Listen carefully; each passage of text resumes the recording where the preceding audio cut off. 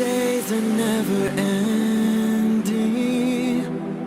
when the nights are feeling lonely, there's a place that I can go, where the birds are free to roam, in the sky, flying high, over fields of green, and where the stars inside the sky, we're the last ones shining bright, pushing through the storm tonight, we'll be burning on and on and on. We're the stars inside the sky, we're the last ones shining bright, pushing through the storm tonight, we'll be burning on and on and on.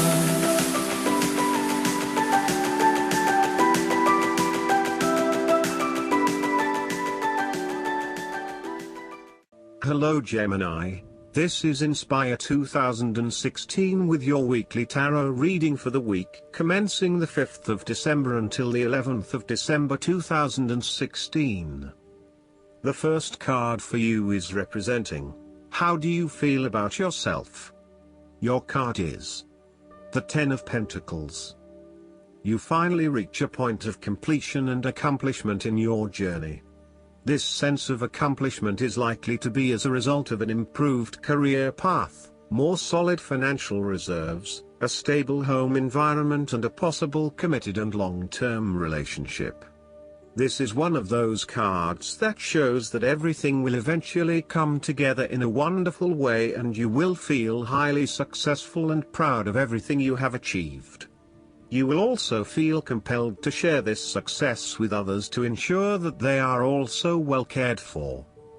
With the focus on the family, you may be more inclined to direct a lot of your energy into ensuring that your family has everything that they need, from finances, to security and a good home life.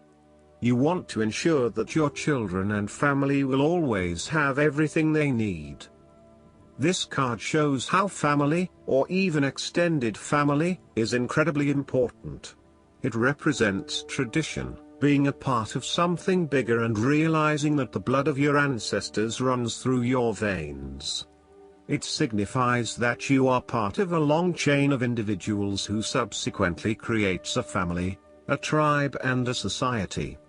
It provides structure where you can sit safely and comfortably, knowing that you are a part of history and heritage. The Ten of Pentacles is also a card of affluence and wealth. You are blessed with material abundance and are now free from any sort of money troubles.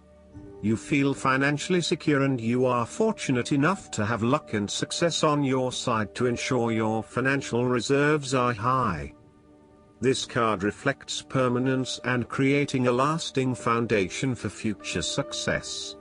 It is a card of commitment to a sustainable future, taking into consideration not just the short-term benefits of a particular venture but also the long-term benefits. It is about investing in the long term and knowing that you need a consistent approach in order to achieve success that will last the test of time. The second card for you is representing, what do you want most right now? Your card is the Ten of Swords. What do you want most right now is the end of some certain painful circumstances in your life. You may feel powerless as something comes to a crashing and sudden end, and you feel as if you are being attacked or backstabbed by someone else. You may even use this challenging time to portray yourself as a martyr, to show that you have put your interests last but have suffered as a result. There is a difficult experience of endings, loss, pain or release. However, the saving grace is that you have a new awareness and a positive sense of relief that the difficulty and pain will soon be over and will evolve into something new. As with all endings, there will be a new beginning, a rebirth, and a rejuvenation of the spirit. So, while this card may seem negative at first glance, it is a card of help and an indication that your troubles will not be permanent. Furthermore, this is the final moment, and no more pain will come to you from that source. It is darkest before the dawn, and as gloomy as it looks, the sun will rise again. It can only get better from here. The Ten of Swords is about letting go and accepting your current circumstances. You no longer resist change but allow it to happen, even if it causes some initial pain and hurt to you. You accept that there must be change in order to facilitate renewal, and you allow it to occur rather than fighting it. After a painful situation, it is a signal to pick yourself up off the ground and to reflect upon what happened to you and why, and what you can learn from the experience. The Ten of Swords is a sign that the pain and hurt you have endured has not gone without purpose. The positive power within you can be used to learn from your pain and draw wisdom from defeat. The third card for you is representing your fears. Your card is the Four of Wands. You are afraid of a lack of harmony or a breakdown in communication in your family or home. There may be tension between family members or loved ones, and you are finding yourself getting caught up in other people's concerns and relationship problems. This may leave you feeling uncertain about your own relationships and what you can and cannot depend on. You may also be going through a period of transition in your family and home life and feeling some tension as a result. Similarly, you may find your home situation becomes increasingly unstable. There may be an external threat to the peace and happiness you once had in your home. You may be placed into a temporary situation which appeases your immediate concerns but does not yet solve the longer-term issues. Depending on your living arrangements, it may be no better to move home for the time being to allow things to settle. You are going through a period of transition where there is little stability and security. You may be experiencing multiple changes in your life, such as changing jobs, moving house or leaving a relationship. While you know that this is an important transition that you need to make, it can be quite unsettling, leaving you feeling out of balance and uncertain about your future. In a relationship reading, the Four of Wands reflects someone who may not be looking for a particularly long-term relationship but is willing to invest in it for the time being. There is a lack of commitment, or even a fear of commitment, which is preventing them from wanting a long-term relationship. The fourth card for you is representing what is going for you. Your card is the Page of Swords. You need to appreciate and communicate ideas, information and theories. These ideas, information and theories may be your own or someone else's. It does not really matter, so long as you are involved in talking, sharing and conversing with others about these ideas. You are always coming up with something new and then finding someone to share it with. You also have a way with words, being a good writer or speaker, and you are passionate about what you are doing. However, be careful that you do not engage in gossip. While this page loves to talk and to be in the know, it is important that you use this talent to benefit others, rather than to create negativity. You may also want to be careful about what you say to whom, as you may be more prone to sharing confidential information about yourself. So, protect your privacy. And you may need to first ground your thoughts before speaking, in order to ensure that you do not later regret what you have said. The Page of Swords can also stand for a child or young at heart adult whose relationship to you involves truthfulness, the search for information and new ideas, or matters of the mind and intellect. You may have your moments with this page, as the swords often indicate a level of tension or conflict, and this bundle of energy may sometimes prove too much to handle. If you need to, give yourself a break from this youthful person, and return with fresh eyes. They do have a lot to share with you, and despite their inexperience, they may actually teach you something about yourself. You need to remain open to their high levels of energy and enthusiasm to learn more about the world. As a child, the Page of Swords encourages you to have fun with mental activities of all kinds, including learning, exploring, and researching. Enjoy the world of thought your mind can open to you. The negative side of the Page of Swords is the turbulent nature of intellectual discovery and inspiration unchecked by experience or wisdom. This page seems to be either on the defensive, protecting his ideas, or on the offensive, looking for some victim of the double-edged sword of his mind. Perhaps he is seeking a confrontation in the intellectual sense or has the desire to prove himself mentally superior to others. The trouble is that he does not yet have the maturity to express himself in a way that is always constructive, and may come across as oppositional or just too in your face.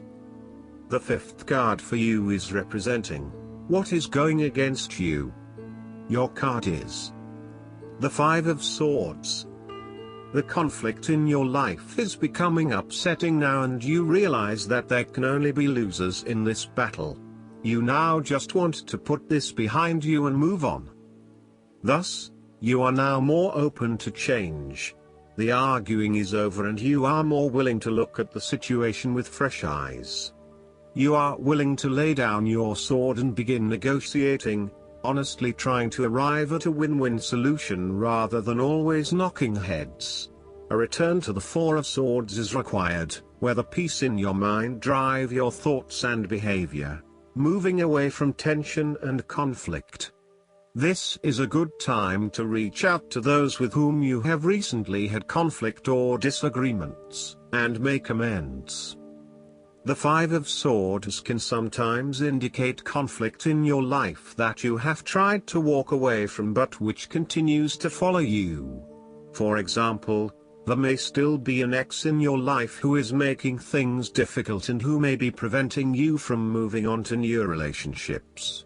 So long as there is conflict, tension and raw emotion at play, avoid this person or situation. Similarly, the Five of Swords can suggest that an old wound has been reopened and you are experiencing fear and tension associated with that memory. You may be particularly worried that history might repeat itself or that you could be hurt again. Aim to forgive and forget so that you can indeed move on. There may also be some residual resentment following a recent or past argument with someone close to you. You have had some very challenging and heated conversations together and you still harbor some negative emotion from these discussions. This may still be unresolved and unaddressed, and this in itself is impacting your ability to create a harmonious relationship. The Five of Swords serves as a reminder that, at times, it may be appropriate to disregard the opinions of others. Sometimes you just cannot please everyone, and unfortunately there may be some friendships lost along the way.